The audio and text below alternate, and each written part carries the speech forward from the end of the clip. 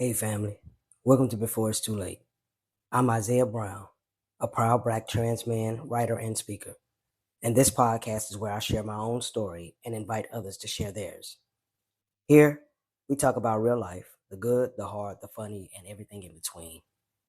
What you'll hear are personal stories and perspectives, not professional, medical, legal, or mental health advice. Please listen with care. And if you need support, reach out to a qualified professional or emergency services in your area.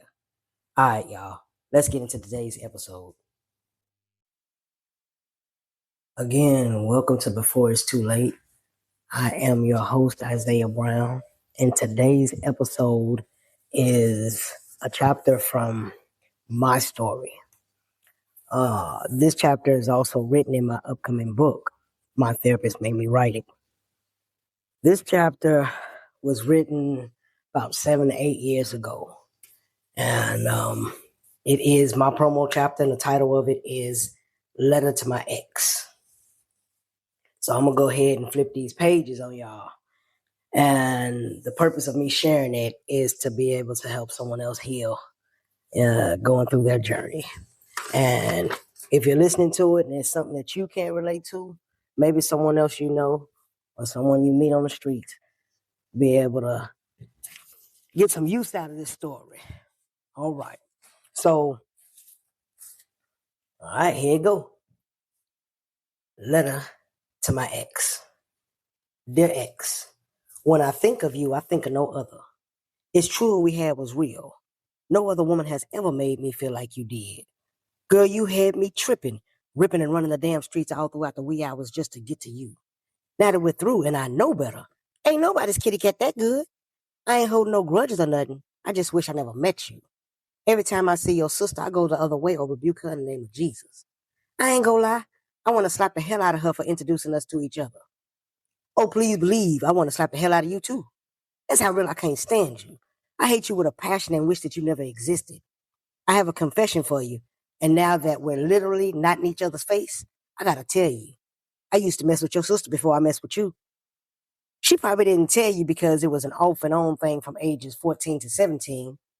Yeah, we were kids. I know, but it still meant something to me back then. I'm gonna be real. I loved your sister, but I was in love with you. You stole my heart at first chance, easy at the age of 19. Damn, the crack cocaine sisters. I'm sorry that your love failed, but it was one hell of a ride, I can damn sure tell you that. Now, about that ride, cocaine is her name. Well, at least that's what I've been told. But I called her that pretty white girl. I met you when I was about 12, but we didn't become intimate with one another until I was like 14. I remember it like it was just this morning. There was a fire-ass orgy we shared. It started off pretty fast. I remember chilling on the couch and watching TV while babysitting. The lady I was babysitting for said, Red, come try some of this at the neighbor's house. I didn't ask any questions. I just got up and followed her over there. I then looked at her and asked, how do I do it? Isn't that crazy? I never thought to say no or even think to tell someone. Once she showed me, it was like nothing happened. I kept waiting and waiting to get high. Little did I know, I was already high. And it showed to the two adults. I was talking so damn much, my brain couldn't catch up. After a couple of hours, I was wired up. And since I didn't have a curfew, everything was as a summer breeze. Damn, girl, you brought me to my knees. Now that's when our love began. When I got home that night, nobody noticed anything different. So shoot, it was cool to me to continue screwing you on a regular basis. Now don't get too excited, because you were good at making me feel good, but I didn't have to have you. You were just something to do when I was bored. I bet you cussing me out right about now. Well, since I know you're mad, let me tell you something to make you feel good. Do you miss me opening up your legs, sucking on my finger, then putting it in you? Yeah, I bet you do, girl. Yeah, I can see you smiling right about now and thinking, yeah, I got her. Now, the next thing I would do is taste you by slowly rubbing you against my gums. And before I pulled you out of my mouth, I would slowly lick the rest of you off of my finger with the flicker of my tongue. This is the time where you turn me on. So as your legs are spread, I will pick you up and lay you on the table. As I watched you watching me, I couldn't wait to dive into you. So then I put my face inside that soft, white, fluffy thing and inhaled you one line at a time. It was good for me. How about you? Girl, I don't know what it is about you. However, you feel good going in, but that taste afterward is horrible. You need to get that checked out, along with clogging up my damn nostrils. That shit was horrible. And speaking of shit, baby, when you on point, you make a motherfucker have to shit. Why, girl? Why? Anyways, we did our thing off and on for 3 years until I met your sister. Now, your sister is a different kind of woman. She reminds me of myself in the bedroom. We are good at what we do. We'll take you there, but it's over before you know it. We ain't shit, and we know it. That's why we got to make sure that we treat you right and hit that spot every time to keep you coming back. On the streets, your sister thinks she's hard. Yeah, some people call her a rock, but she's known as crack. I called her Candy. I honestly don't know why. Maybe I was disguising her around other people because I wanted to keep her to myself. Nah, I've been hearing about Candy since I was a kid. While in grown folk conversation, some of my cousins and family friends messed around with her. Shoo, she had them stealing all kind of stuff from everybody. It was interesting to hear about Candy as a kid. She had me rolling at them folks going crazy over her. So, of course, she had me curious to try her. Before me and Candy started talking, we used to flirt with each other every now and then. I would see her on the streets and introduce her to some people as she did the same for me. Now I know that playing with fire will get you burned. As I remember, fresh out the Chicken Coop of high school, I was working but had lots of time to play afterwards. So I was kicking it at a friend's house while others were smoking weed. I was invited into my friend's mom's bedroom with her boyfriend. I was thinking, what the fuck do they want? Ain't no way in hell I'm fucking these broke motherfuckers for free. To my surprise, they were asking me if I had anything. I guess I was a disappointment because all I had was some weed. So they said, Munchie, shut the door. My stupid ass did what they said. And then they pulled this piece of long glass out from the side of the bed. One of them said, one of them asked if I had did that before. I asked if it was like meth or crank because I smoked that sometimes on aluminum foil. They told me yeah and asked me to hit it. Again, my dumb ass went along with it. And I ended up fucking Candy for the first time. See, the difference between Candy and that pretty white girl is that pretty white girl's a lady. She don't need anything to stimulate her. But that damn Candy, she a hoe and a sadistic one at that. You can't just fuck her by herself. She a needy hoe. Go on and get mad because I'm talking about your punk ass. She needs some pan scratchers burnt to her liking along with a pipe, preferably the glass rose. Then she'll lay that ass down to get fucked. Now that I think about it, I can't stand that bitch. How the hell did this happen to me? I was pimping y'all at first. Now I'm the hoe. Candy, you had me spending up to $1,000 a night on your monkey ass. And when I couldn't afford you, I was selling my kitty cat just to get you. I can hear you bragging now. I got this motherfucker sprung. Watch me make this punk lie to her mama, spend all her money, lose her confidence and self-worth, along with crawl on the floor like a dog looking for me. Well, my response to your bragging is everything you said is true. I ain't gonna lie about it, nor am I proud of it. Candy, when I met you, I thought I found real love. But the lie detector registered that as a lie. You used me like tissue and threw me away. Every thought of you cost me something. As for lying to both of my mothers, I did that shit for you. I lied to my biological mom, saying I needed money for bills twice, just so we could spend a few hours together. Candy, you a bitch and a half. Because what I did to my worldly mother, my dukes, was beyond over the top. You had me steal money from the cash register of her bridal shop and pretend it was a robbery. Hold up, here's another one for you. Mother's Day, 2001, 2002, one of them. You had me running up and down the street in my Deuce car with you in hand like we weren't riding dirty. Then you had the nerve to tell me to let my mom know I wasn't with you. However, it's something about mothers that boggles my mind. She already knew. What a disappointment I had become to everyone is what I felt. Candy, your shit is the bomb, and I just couldn't leave you alone. We stuck together like glue for 3 long metal pipe and glass stem years. I was in love with you, girl. You rocked my world. My head was in the clouds with you. I was so blind that I couldn't see you were killing me, literally. I felt like my soul was going to hell because I made love to you in the church bathroom. I did this while waiting on the pastor to come out of a meeting so he could pray for me to get over you. The more I think about it, Candy, you a freaky hoe with no regards of life or respect for anyone. I can't believe I fell that hard for you. You wanted to have sex everywhere, and you didn't even care who was around. Like, seriously, what if there were kids in them fast food restaurant bathrooms? Or what did you think was going to happen if we got caught fucking in the porta potties? You didn't give a damn. You selfish bitch. I'm glad I didn't get you pregnant. What the fuck I look like walking around with some fruity pebbles or some pop rocks? I couldn't take care of my damn. Just kidding, Candy. You were a motherfucker with yourself. When you wanted me, I was always available. But when I wanted you, you would run and hide. Where they do that at? Girl, you had me crawling on the floor picking up all kind of shit thinking it was you. Whoever house we were at, they didn't need no vacuum fucking around with me. I was plucking popcorn kernels, lint, paper, paint, and only God knows what else from the carpet, lighting it up thinking it was you. Yep, it was embarrassing, and people had seen me looking for you. But you made me a stalker love me the way you did. My mom Deuce put me in detox 3 times and rehab once because of you. Detox wasn't that long, and rehab never lasted due to me sneaking out on the 3rd day. I just had to have you, girl. At that time, I felt like we were meant to be together. Even when you tried to kill me with a slight heart attack, I didn't give a fuck. You was my baby, and I wasn't letting you go. Candy, you were a beast in the sheets and a beast in my head, but not my heart. I'm like Usher. I got one more confession before I end this letter. I was brought up in the church. Hold up, let me get my spot back. My phone had cut off right quick.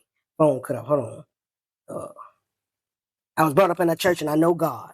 He is my beginning and my ending. I love him more than life itself. I had people around me far and in between who were praying for me to break up with you. In my mind, that didn't work. But when I was given the strength just to call on his name, things began to change between us, and I think you knew it. While making love to you, I was silently calling on him.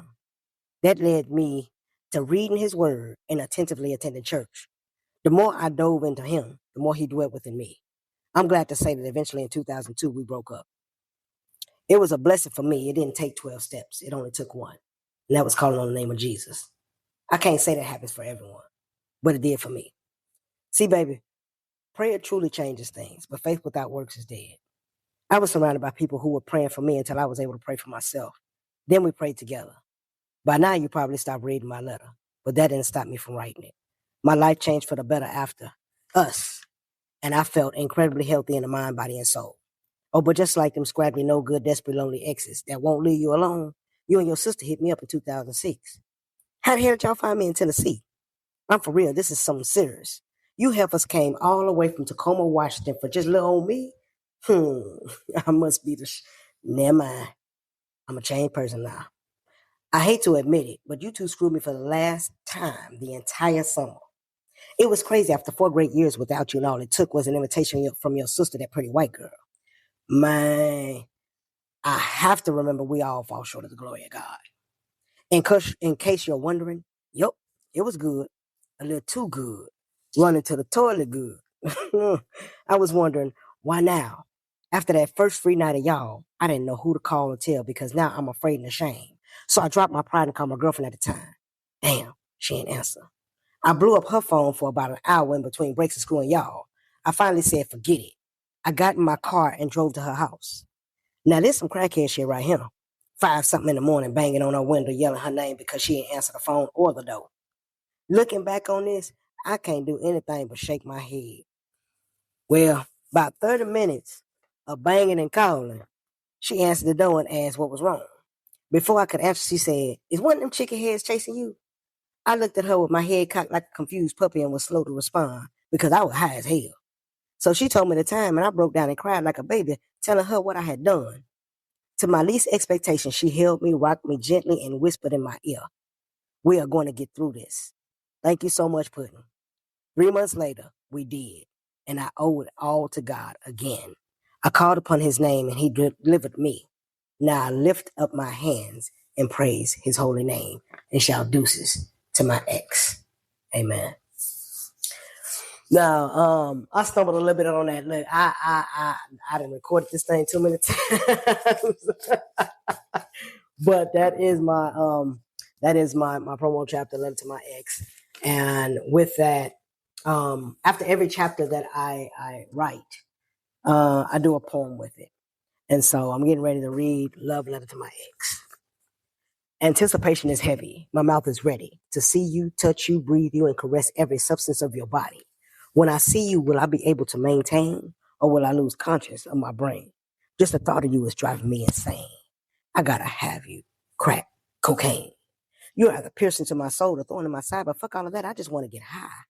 You are my match made for man or the devil. I can't tell. I can't wait to get a whiff of your distinctive smell. It makes me shake and my body begs to grab a hold of you and to get in between your legs. I put you on my glass stick, then inhale slowly.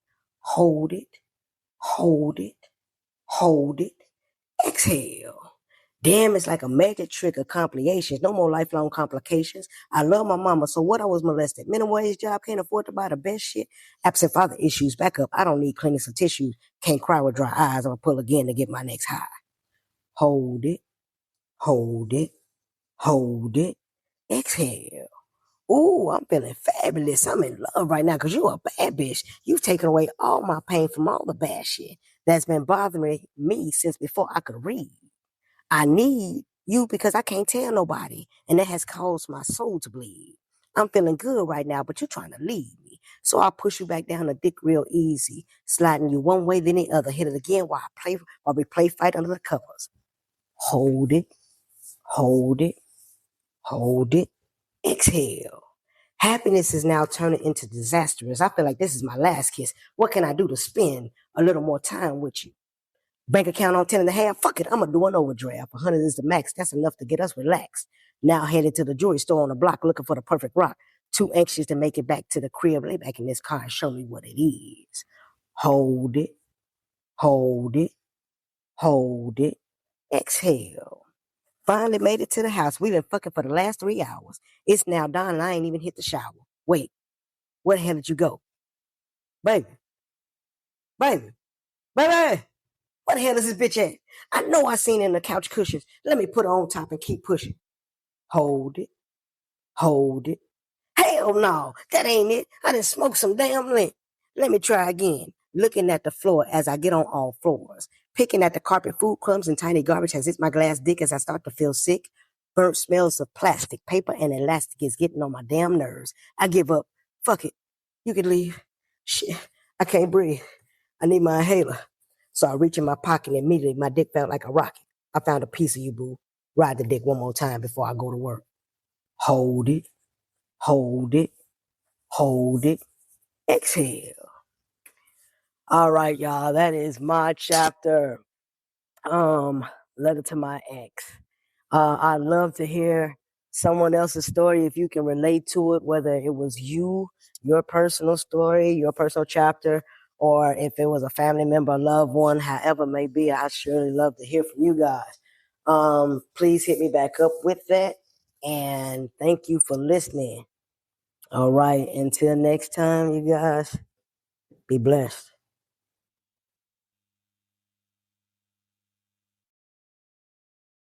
Thanks for listening to Before It's Too Late. Remember, nothing shared here replaces professional help. If you need support, reach out. Take care of yourselves and each other. Until next time.